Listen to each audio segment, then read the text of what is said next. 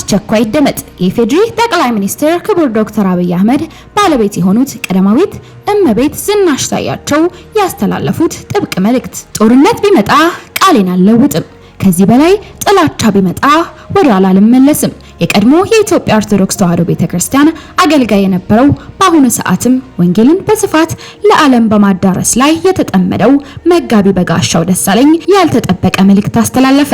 አሁን ጦርነቱ ኢየሱስ ብቻ ለምን ይባላል አይደል? አሁን እንላለን ኢየሱስ ብቻ። እንዝናና ነው፣ ተዝናኖት ነው፣ መብላት ነው፣ መጠጣት ነው፣ ርኩሰት ነው፣ ጨለማ ነው። ጴንጤ ስትሆን አስጠላኸኝ የሚለው ጴንጤስ ኦፍ ኮርስ ገና እናቅለሸልሻቸዋል። አላውጣም እንጂ እኔ ተው ብዬ መክሬው ነበር። ታሪኩ በኦርቶዶክስ ውስጥ ጽድቅ የለም፣ በእስልምና ውስጥ ጽድቅ የለም። በቅናት መንፈስ የተጠቁ ሰዎች አንድም ቀን ስላንተ መልካም ነገር አይናገሩም። ሰላም ጤና ይስጥልን ቤተሰቦቻችን፣ ይህ የሮማንስ ሮድ የዩቲዩብ ቻናል ነው። በቻናላችን አዳዲስና ወቅታዊ ትኩስ መረጃዎችን ይዘንላችሁ መጥተናል። እስከ መረጃው ፍጻሜ አብራችሁን ቆዩ። ቻናላችንን ሰብስክራይብ ያላደረጋችሁ ሰብስክራይብ በማድረግና የደወል ምልክቷን በመጫን አዳዲስ መረጃዎችን በፍጥነት ያገኙ። ቪዲዮአችንን ለሌሎች ሼር በማድረግ ቤተሰባዊነቱን ያጠናክሩ። የጠፋብንን ቦታ እንወቅ። አንዳንድ ሰዎችን ፈጽሞ ልናገኛቸው አይገባም። በቃ የሚያጋቡብን ከፍተኛ የሆነ መንፈሳዊ ድንዛዜ ስለሚሆን ማለት ነው። ተሰብስበን እናሽካካ ነው፣ እንዝናና ነው፣ ተዝናኖት ነው፣ መብላት ነው፣ መጠጣት ነው፣ ርኩሰት ነው፣ ጨለማ ነው። ስለዚህ ብቻችሁን መሆን እስኪገባችሁ ድረስ በቃ ከእግዚአብሔር ጋር ሁኑ። ኃጢአተኞች ጫወታን አጫወቱኝ፣ ነገር ግን እንደ ሕግ አይደለም አይደል? ሂዱና መዝሙር 119ን አንብቡ። ሕግ ቃል ትእዛዛት ቃል ቃል ቃል ትእዛዛት ቃል ሕግ ይላል። በጣም የሚያስደንቀኝ ግን ኃጢአተኞች ጫወታን አጫወቱኝ እንደ ሕግ አይደለም። ሲቀጥልስ አለቆች ደግሞ ተቀምጠው አሞኝ፣ ባሪያህ ግን ሕግህን ያሰላስል ነበር ይላል።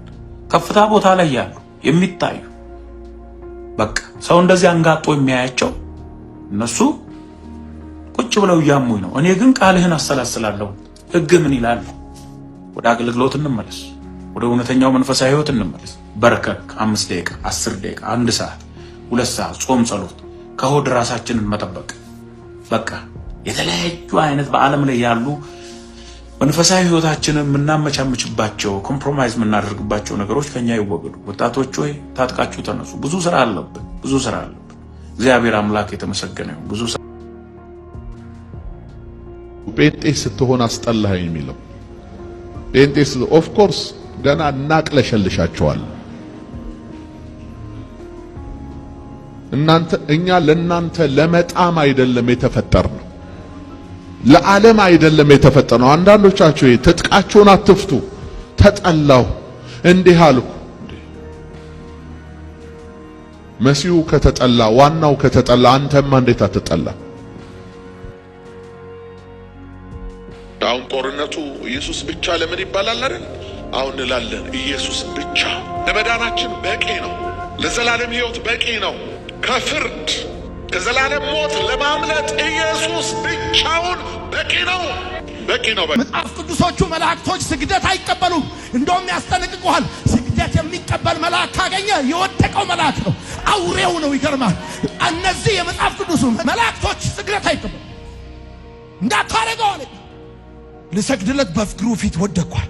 እንዳታረገው ተጠንቀቅ። እኔ ካንተና አብረው ካሉ ወንድሞች ጋር አብሬ አገልጋይ ነኝ፣ ባሪያ ነኝ። እንዳታረገዋል። ከሰገድክ አለው እዚሁ መጽሐፍ ቁጥር 10 ላይ አንብቡት። ለእግዚአብሔር ስገዳል። አጠገባ ያለውን ሰው ከሰገድክ በለው። ለምስል አትስገድ። አንተ በል ለምስል አትስገድ፣ ለድንጋይ አትስገድ፣ ለተቀረጸ ነገር አትስገድ። ከሰገድክ ለእግዚአብሔር ስገድ በለው። አሜን በል በደንባት። ፈራ እንደኔ ለምናገረው አልሰግድም። ይገርማል። በእድሜ ለሚበልጠኝ አልሰግድም። ስግደት የእግዚአብሔር የባህሪው ገንዘብ ነው። ከሰገድክ ሰማይና ምድር ለፈጠረ ለሚመጣ በክብር ተመልሶ ለሚመጣ በኦርቶዶክስ ውስጥ ጽድቅ የለም፣ በእስልምና ውስጥ ጽድቅ የለም፣ በፕሮቴስታንት ውስጥ ጽድቅ የለም። እግዚአብሔር በሃይማኖቶች ውስጥ ሳይሆን ጽድቅን ያስቀመጠው በኢየሱስ ውስጥ ነው። የሆነ ሃይማኖትን ስለተከተልክ አትድን። በልብህ ስታምንና በአፍህ ስትመሰክር ትድናለህ። እኔ ጋ ነው መዳን ያለው፣ እኔ ጋ ነው መዳን ያለው በሚል ግርግር ጥላቸው ጠፏል። እግዚአብሔር መዳንን ፕሮቴስታንት ውስጥ አይደለም ያስቀመጠው። እግዚአብሔር መዳንን ኦርቶዶክስ ውስጥ አይደለም ያስቀመጠው። እግዚአብሔር መዳንን እስልምና ውስጥ አይደለም ያስቀመጠው። እግዚአብሔር መዳንን በአይሁድ እምነት ውስጥ አይደለም ያስቀመጠው። እግዚአብሔር መዳንን ያስቀመጠው መካከለኛ በቅናት መንፈስ የተጠቁ ሰዎች አንድም ቀን ስላንተ መልካም ነገር አይናገሩ። መኪና ስትገዛ በመኪና አደጋ ሞተ ይላል። ለእረፍት ወይም ለአገልግሎት ወደ ውጭ ስትሄድ በኤርፖርት ብትገኝ ከሀገር ሲሸሽ ተገኘ ብሎ ፖስት ያደርጋል። የታሰረውን ሰው ለመጠየቅ ፖሊስ ጣቢያ ብትሄድ ከፖሊስ ጋር ፎቶ አድርጎ በቁጥጥር ስር ውሏል ይላል። እኔ ስንት ጊዜ መሰለ በቁጥጥር ስር የዋልኩት። የቅናት መንፈስ ባይዘው እንደ ደም ግፍት ነው፣ ይጨምራል ይቀንሳል። በቅናት መንፈስ የተመቱ ሰዎችን ቀርባችሁ ፊታቸው ራሱ ውሃ ልክ የሳተ ህንጻ ይመስላል። የእናንተ ስም ሲጠፋ የእነሱ ስም የሚታደስ ይመስላችኋል። አንተ ወደኋላ ስታፈገፍግ እነሱ ወደፊት የሚራመዱ ይመስላችኋል። እንዴት እዚህ የምለኝ ከአዲስ አበባ ተነስቼ ወደ ሐዋሳ እየተጓዝኩ ሳባና ገብቼ አሳ እየበላው ነበርና አንድ ነገር ፖስት ተደርጎ አየሁ። ነብዩ በአዞ ተበላ። ከተለያዩ ክልሎች የሚወዱ ሰዎች እውነት ነው ነገሩ ግን እውነተኛ መልአክ ለበጉ ይሰግዳል እንጂ ስገድልኝ አይልም። ተረቱ ሁሉ እኮ ጨረሰን እኮ እንዴ! እናንተ መጽሐፍ ቅዱሳችን ምን አረጉ መላእክቱ? በታላቅ ድምፅ እንደዚህ ያሉ ምን የታረደው በግ ሃሌሉያ ኃይልና ባለጠግነት ጥበብም ብርታትም ክብርም ምስጋናም በረከትም ሊቀበል ይገባዋል አሉ። ተቀላቀሉ እዚህ ግሩፕ ውስጥ። እውነተኛው መልአክ በመጽሐፍ ቅዱስ ሲገለጥ እንዲህ ነው የሚያደርገው። ዮሐንስ ራሱ ይሄንን ቪዥን ካየ በኋላ ራሱ ራእዩ በዛ መሰለኝ። ከዚህ በኋላ ነው እንግዲህ አውሬው 6 ምናምን የሚመጣውና የመጀመሪያውን አጠፋበት መሰለኝ። ሊያልቅ ሲል ራእይ መጽሐፍ ይሄንን ራእይ በሚያሳየኝ በመልአኩ ፊት ስሰግድ ይላል። እንዴ አይቶ ስግደት አይቶ አውሬው ነው ማለት ነው ያስረሳው። ይሄ ዘንዶ ነው ማለት ነው መሰለኝና ልሰግድ ስል ግን ትክክለኛ መልአክ ስለሆነ ታው ብሎ ከለከለኝ። እኔም አንተም ይሄን መጽሐፍ ሕግ ደግሞ ከሚጠብቁ ጋር አብረን ሰጋጆች ነን። የመጽሐፍ ቅዱሶቹ መላእክት እንደዚህ ናቸው። ስገዱ አላሉ። ለምን? በክብሩ ስለሚያዩት በጉን ታርዶ ዋጅቶ ህዝብን ሁሉ ነፃ እንዳወጣ ስለሚያውቁ አብረው ተቀላቅለው ያመልካሉ እንጂ አምልኩን አይሉ። በምድራችን ላይ ይሄንን እግዚአብሔር በሰጠን ዘመን ሁሉ እንሰብካለን። የማይገባቸው ሁሉ ይከለከላሉ፣ የሚገባው ግን ይሰገድለታል፣ ይመለካል፣ ይዘመርለታል። ክብር ለሱ ይሁን። እንዳትጠራጠሩ፣ ይሄ የኢየሱስ ጊዜ ነው። በቃ አበቃ፣ ይበቃል። እስከ ዛሬው ይበቃል፣ ይበቃል። ይህ ፈጣሪን የሚያውቅ ሁሉ ሰማይና ምድርን የዘረጋ የሚያውቅ ሁሉ ሰላም ያስፈልገዋል። በምድር ላይ ሲኖር ሰላም ናችሁ? ሰላም እላችኋለሁ። ምድራችን ሰፊ ናት፣ ለሁላችን በቂ ናት። ይኸው እዚህ መጥቼ ትምህርት ቤት ለመስራት አሰብኩኝ።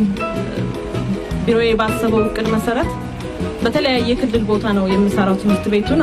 ኢየሱስ በመስቀል ላይ ራቁቱን ነበረ። ራቁቱን ይሄ የሰማይ ጌታ በረከት ተስፋዬ ስለሚባል ከ2000 ዓመት በኋላ ስለሚመጣ አንድ ኃጢአተኛ ደካማ ሰው እኔን አይቶ የተንጠለጠለልኝን ኢየሱስ የሆነ ሚዲያ ላይ ወጥቼ እዝጌር አልለውም፣ ኢየሱስ እለዋለሁ። አላፍርበትም። በነገስታት ፊት እናገራል፣ በሰዎች ፊት እናገራል። ኢየሱስ ጌታ ነው። ባጭሩ ትንቢት ልንገራችሁ። ከኢትዮጵያ መድረክ ላይ ኢየሱስ የሌለበት ትምህርት በጌታ በኢየሱስም ይነቀላል። ኢየሱስ ኢየሱስ ኢየሱስ ጳውሎስ በእስር ቤት ኤፌሶንን ጽፎልናል። ኤፌሶን መጽሐፍ ሻባጋዲያስ አንድ ሰው አሜን ይበል። እስር ቤት ውስጥ መጽሐፍት የሚያጽፍ ዶክትሪን የሚያጽፍ ይሄ መንፈስ በጌታ በኢየሱስም ይግባባችሁ። ወንጌልን ሳላፍር እናገራለሁ። በየመንገድ ላይ ወንጌል የምትሰብኩ ሰዎች ደስ ይበላችሁ። ወንጌልን የምትናገሩ ሰዎች ደስ ይበላችሁ። መጽሐፋችን ላይ ወንጌል ላይ አብርሃም አለ እንጂ ስለ አብርሃም አይደለም። ይስሐቅ አለ እንጂ ስለ ይስሐቅ አይደለም። ዳዊት አለ እንጂ ስለ ዳዊት አይደለም። ማርያም አለችበት እንጂ ስለ ማርያም አይደለም። ወንጌል ስለ አንድ ነገር ነው። የዛሬ 2000 ዓመት ስለ ሰዎች ልጆች ራቁቱን በተንጠለጠለ ስለ ኢየሱስ ነው። ዛሬም ሳንንተባተብ በየሚዲያው በየጎዳናው ወንጌልን እንሰብካለን። አናፍርበትም፣ አናፍርበትም። ወገኖቼ አንድ ነገር ልንገራችሁ። በተለያዩ በሆሊውድ ፊልሞች ላይ ሲሰራ የጌታ መስቀል ላይ አክተሩ ላይ አንደርዌር ወይም ደግሞ የራቁቱን የሚሸፍኑበት መሸፈኛ አድርገውለታል። የኔ ኢየሱስ ግን እንደዛ አልነበረም። he was naked on the cross። ኢየሱስ በመስቀል ላይ ራቁቱን ነበረ። አላፈረብኝም፣ አላፍርበትም። ራቁቱን ተሰቅሎልኛል፣ አላፍርበትም። ይሄ ንጉስ ኢየሱስ እዘምርለታለሁ። በህፃናቶች ፊት እዘምራለሁ፣ በታላላቅ ሰዎች ፊት እዘምርለታለሁ። ስሙን አውጃለሁ። በኢትዮጵያ ምድር ላይ ይሄንን ስም ድነናል፣ እየዳንን ነው፣ እንድናለን። ይህ ነው ኦርቶዶክሳዊ ትምህርት አሉ። ጋሽ መጡና ምን አሉ? በእግዚአብሔር ፊት አሁን ነው፣ ወደፊት የለም፣ ዛሬ ነው አሉ። መዳን ቀን አሁን ነው አሉ። አልተነካችም፣ እቺ አልተነካችም። ማርያም ሲባል ቀንድ አብቅሎ እየሮጡ መጡ። ስለዚህ የምትመለከው ማርያም ናት ነው። በዛ ልክ ነው መውሰድ የምንችለው። ሌሎች እኮ ዋና ዋና ትምህርቶቻችሁ ቀንዳቸው ተመቷል። ባይዙይ እንዴት ነው እሱ ያላንጨረጨራችሁ? እንዴት ነው የማርያም ጉዳይ አንጨረጨራችሁ? ታዝበናል። ስለዚህ ትመለካለች እዛ ቤት ስንል በምክንያት ነው ማለት ነው ብለዋል እኮ አይ ቲንክ ሊቀ ሊቃውንት የሚባል ሰው ወጥቶ አማላጅ ሮሜ 8:34 አማላጅም ብለዋል። እሱ እንዴት ነው ያላስነቀላችሁ? ሊቀ ሊቃውንት ወጥቶ ምንድነው ያሉት? ማን ነበር? ቆይ አንዴ ማነው? 6ኛ ክፍለ ዘመን ላይ ነበረው ባለቅኔ ያሬድ በቅኔው ያከበራት አባ ጊዮርጊስ ዘጋስጫ በጽሁፎቹ ያወደሳት እነሱ እንደዚህ በማለታቸው ሲኦል ወርደው ከሆነ ከነሱ ጋር ሲኦል ወርዳለሁ። ዋት ኢየሱስ ስም የዓለም ቤዛ ናት እያልኩ ሲኦል ወርዳለሁ ይላል። ከነማን ጋር? ከነ ቅዱስ ያሬድና ከነ አባ ጊዮርጊስ ዘጋስጫ ጋር ሲኦል ወርዳለሁ። ማርያም ለኛ መጠሪያችን ናት። ማርያም ለኛ መለመኛችን ናት፣ መመገቢያችን ናት ምናምን።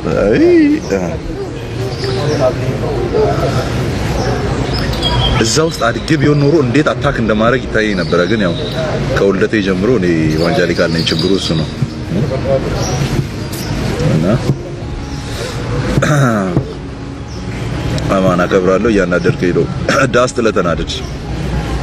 ስለዚህ ዳስ በትልቁ ጥለህ የሰርግ ቤት ምናምን አለ፣ እሱን ጥለህ ከዛ የደብል ቦንድድ ፍራሽ አለ አሁን ቀስተ ደመና ያመጣው፣ እሱን ደብል ቦንድድ ፍራሽ ገዝተህ እዛ ላይ ማዘር ብዙ ጊዜ ማታወጣው ከቁም ሳጥን ጋቢ አለ፣ እሱን ለብሰህ ቁጭ ብለህ ተናደድ።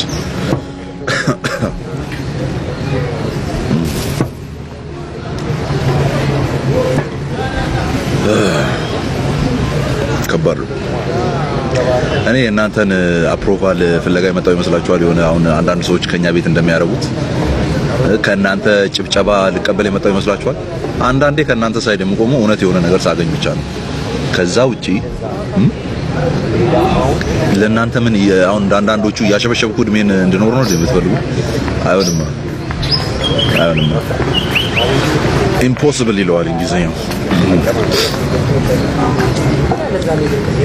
በሙስሊም ላይ እሰራለሁ ማለት ኦርቶዶክስን እተዋለሁ ማለት አይደለም። ምእመናን ምን ሆናችሁ ነው? ብዙ አታክ እየደረሰብን ያለው ከሙስሊሞች አይደለም ከእናንተ ቤት ነው። ስለዚህ እኛም ቃታችንን የምናዞረው እናንተ ቤት ነው።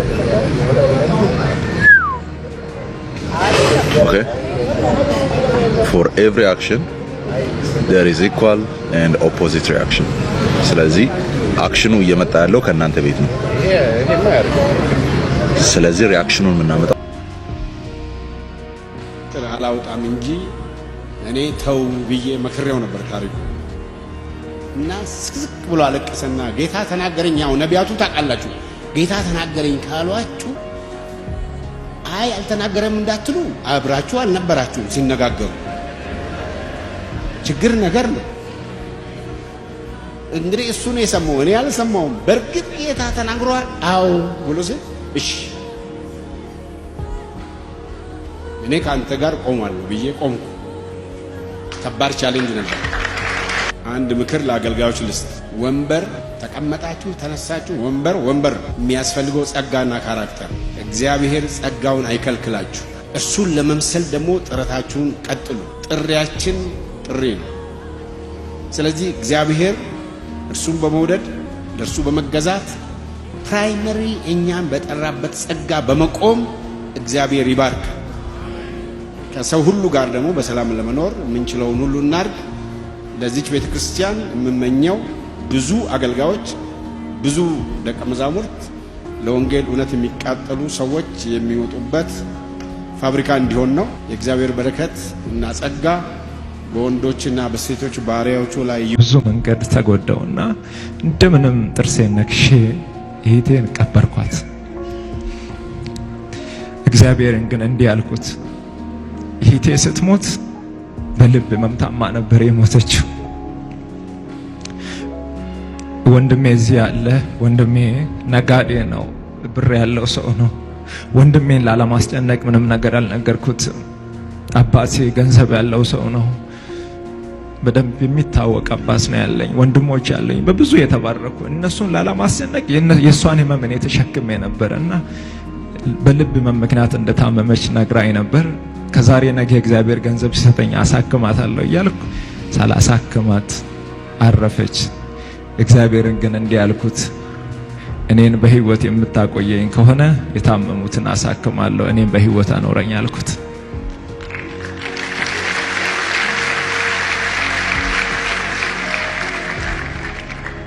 አንድ ግን ከኔ ያልተላቀቀ ከባድ ፈተና ነበር። በዛ ሁሉ መሃል ማጣት፣ አንገት መድፋት፣ ብቸኝነት፣ መራብ፣ መጠማት፣ መከፋት ከኔ ያልተለየም። ያ ሁሉ ፈተና ሲገጥመኝ ሁሉን ነገር ከጨረስኩ በኋላ አሁንም ለመመለስ በሰው ፊት መውጣት አልችልም። ኪሴ ባዶ ነው፣ ቤቴ ባዶ ነው፣ ህይወቴ ባዶ ነው። እግዚአብሔርን እንዲህ ማለት ጀመርኩት፣ ትላንት የሰጠኸኝ አንተ ነህ፣ ትላንት የባረከኝ አንተ ነህ፣ ሲሄድም እያየህ ነው፣ በነገር ሁሉ አንተ ትክክል። እግዚአብሔርን እንዲህ ማለት ጀመርኩት፣ ትላንት የሰጠኸኝ አንተ ነህ፣ ትላንት የባረከኝ አንተ ነህ፣ ሲሄድም እያየህ ነው፣ በነገር ሁሉ አንተ ትክክል ነህ። ከዚህ በኋላ አንድ ነገር ልለምን፣ አንድ ነገር ልጠይቅ። እግዚአብሔር አምላክ ሆይ በሰጭነት በረከት ባርከኝ። እግዚአብሔር ሆይ ኪሴ ሙሉ ይሁን።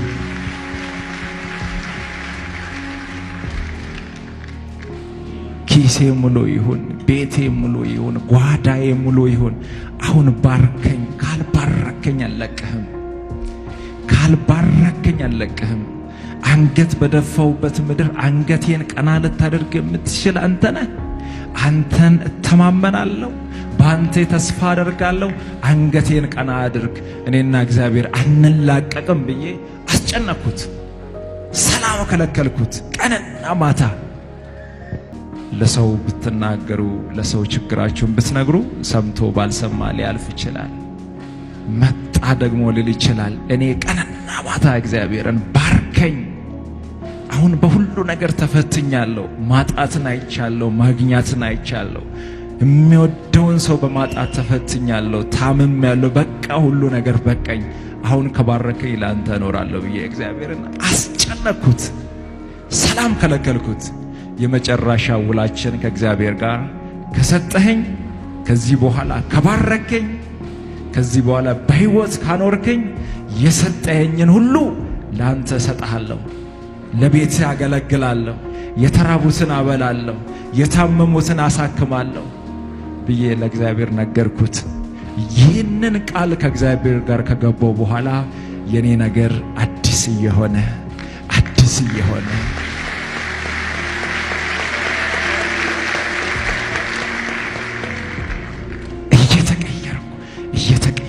እየተቀየርኩ መጣሁ። ከዛ በኋላ ከቤት ማውጣት ጀመርኩ። ልብስ መልበስ ጀመርኩ። ኪሴ ውስጥ ገንዘብ መያዝ ጀመርኩ። ከዛ በኋላ ወንድሞቼ ገንዘብ አላቸው፣ አባቴ ገንዘብ አላቸው እኮ። እኔ ወደ እነሱ ፊት ምን ብዬ ልሄድ እኮ ነው ያስኩትን የበተንኩ ሰው፣ ያን ሁሉ ንብረት ከእጄ ያጠፋው። በምድር ላይ የማይነቀፍ አገልጋይ ተመሳስሎ ነዋሪ ነው። ተመሳስሎ የሚኖር ሰው ደግሞ ማንም አይነካውም። እዚች ምድር ላይ ማርያምን ይመሬ ነው። ዋጋ ያለው በእግዚአብሔር መንግስት ዋጋ ትልቅ የሆነ ሰው ግን ይጠላል፣ ስም ይወጣለታል፣ በቃ ይወጣል ራሱ። አንዳንዴ ሲነኩ በሚዲያ ሊሆን ይችላል፣ ሰዎች ሲነኩ እንደ ወንጀል የሚያዩ ሰዎች አሉ። አገልጋይ ሲነካ፣ ሲነቀፍ፣ ሲሰደብ እነዚህን ሰዎች እንደ ጥፋተኛ የምትቆጥሩ ሰዎች አላችሁ። እነዚህ ሰዎች እኮ መጽሐፍን ስላልተማሩ ነው። በክርስቶስ የምናገኘውን ብጽናና መስቀል መሆኑን ያልተረዱ ናቸው። ክርስቶስን የሚከተሉ ሰዎች ክብሩን ብቻ ሳይሆን መከራውንም አብረው እንደሚከተሉ የሚያሳይ ነው። እና አይዞት አባታችን ክርስቶስን የምትወዱ ከሆነ ይሄን መታገስ ግድ ይላል። እንዴ በትንሹ እንኳን እኛ ትምህርት ስናካፍል ምን ያክል የስድብ ውርጅብኝ እንደሚመጣ የምናውቀው ነው። በነገራችን ላይ በጣም ወደው ዜና አለ። ጌታ ምን ይላል መሰላችሁ? ብትነቀፉ፣ ብትሰደቡ፣ ስማችሁ በከንቱ ቢጠራ ብፁዓን ናችሁ፣ ዋጋችሁ በሰማይ ታላቅ ነው። ማርያም በዚህ ዘመን በቤተ ክርስቲያን ውስጥ በጣም አደገኛ የሆነው አካሄድ ምንድነው ያላችሁኝ እንደሆነ ከእግዚአብሔር ቃል ጋር የተቃረኑ አስተሳሰቦች በቤተ ክርስቲያን ውስጥ ለኛ እስከተስማሙን ድረስ ዝም ብለን ነው የምናስኬዳቸው። በግል ህይወታችንም በአገልግሎታችንም በማህበራችንም በሁሉ አቅጣጫ የእግዚአብሔር ቃል ምን ይላል ቃሉ በሚለው መሰረት እንሂድ አትልም። አሁን ያለችው ቤተ ክርስቲያን እኛ ከተመቸን፣ እኛ ከተስማማንበት፣ እኛ ደስ ካለን ይዘነው ነው የምንሄደው። በግልጽ ኢየሱስ ክርስቶስ ያስተማረው ትምህርት ይሄ ነው። እንዲህ የሚያደርጉ ሰዎች የእግዚአብሔርን መንግስት ያጡታል። እግዚአብሔር በልጁ በክርስቶስ ኢየሱስ ያዳነን አዳራሹ ሰብሰብ ብለን የምንዘምር ሰዎች እንድንሆን አይደለም። የእግዚአብሔር ልጁን የሰጠበት አልቲሜት ጎል የእግዚአብሔር የመጨረሻ ግብ መንግስቱን መውረስ ነው። ኢየሱስ ክርስቶስ የሰበከው መንግስቱን ነው፣ ያስተማረው መንግስቱን። ስለዚህ ስለ ቃሉ የሆነ ማስጠንቀቂያ ሰጥቷል። ሰዎች ዝም ብለው ከእግዚአብሔር ቃል ሊነጠሉ ደግሞ አይችሉም። ሰዎች ከእግዚአብሔር ቃል ሊነጠሉ የሚችሉት በነገራችሁ ላይ አሁን ብዙ ጊዜ ስለ ስህተት ትምህርት ሲታሰብ ሰዎች በቤተ ክርስቲያን ውስጥ ያለን ሰዎች የስህተት ትምህርት ብለን የምናስበው ተቀናጅቶ በደንብ ተደራጅቶ ተጽፎ የሆነ ሰው ሲያስተምረው የተገኘ ስህተት ነው የምንጠብቀው። እንደሱ ማለት ብቻ አይደለም። ሰው ተሳሳተ የሚባለው ትክክል ከሆነው መስመር ሲወጣ። ስለዚህ የተሳሳተ የህይወት ስርዓት የሚመራ ሰው የተሳሳተ አስተምሮ ውስጥ ያለ ሰው ነው። የተሳሳተ ግንዛቤ፣ የተሳሳተ መረዳት፣ የተሳሳተ የእግዚአብሔር ቃል ዕውቀት ያለው ሰው ነው በተሳሳተ የህይወት ስርዓት የሚሄደው። ሰው በተሳሳተ የህይወት ስርዓት እየሄደ መንግስት ሰሞኑን የዓለም ቤዛ ጌታችን ኢየሱስ ነው፣ ማርያም አይደለችም፣ እንዲያ ነው እንዲህ ነው የሚል የሆነ ጉንጫ አልፋ ክርክሮች እንግዲህ ስንሰማ ቆይተናል። ክርስቶስ ላይ ክርስቶስ የዓለም ቤዛ ነው የሚለው ላይ እንግዲህ የሚክድ የለም። ኦኬ አለ፣ ሚክድ አለ። ሚክደው ማን ነው ከተባለ በፕሮቴስታንት ውስጥ ኢየሱስ የዓለም ቤዛ የሚለው ይካዳል። በተለይ በሪፎርምድ ቴዎሎጂ ውስጥ ማለት ነው። ምናልባት እዚህ ሚዲያ ላይ እነ ወንድማችን እነዚህና ማንሻሉ ምናምን የሚባሉ ሰዎች የሚከተሉት ቴዎሎጂ ማለት ነው። እዛ ላይ ቱሊፕ የሚባል 5 ፖይንቶች አሉ አይደል? የካልቪኒዝም 5 ፖይንቶች ቱሊፕ TULIP ኤል ሊሚትድ አቶንመንት የምትልናት። ሊሚትድ አቶንመንት ማለት ክርስቶስ የሞተው እንደ ውስን የሆነ ቤዛነትን ያደረገው እንደማለት ነው። ውስን ቤዞት እያሉ ይናገራሉ እነሱ ራሳቸው እና ቤዛነቱ ውስን ነው እንጂ ለዓለም ሁሉ የሆነ አይደለም። እግዚአብሔር አስቀድሞ የተወሰኑ ሰዎችን መርጧል፣ ለእነርሱ ብቻ እንዲሞት ልጁን ልኳል። ልጁ መጥቶ የሞተውም አስቀድሞ ለተመረጡ ለጥቂት ሰዎች ብቻ ነው እንጂ ለዓለም ሁሉ አይደለም የሚል ትምህርት አላቸው። ስለዛ ኢየሱስ እርሱ የዓለም ቤዛ ነው የሚለውን ሳናሳምን እንደው ማርያም የዓለም ቤዛ ናት ምናምን የሚለው ላይ እሱ ቀጥሎ የሚመጣ ነው ራሱ። እሱን የምናሳምናችሁ ቀጥለን ነው። አሁን የምናሳምናችሁ በቅርቡ ምን የሚለው ነው? ኢየሱስ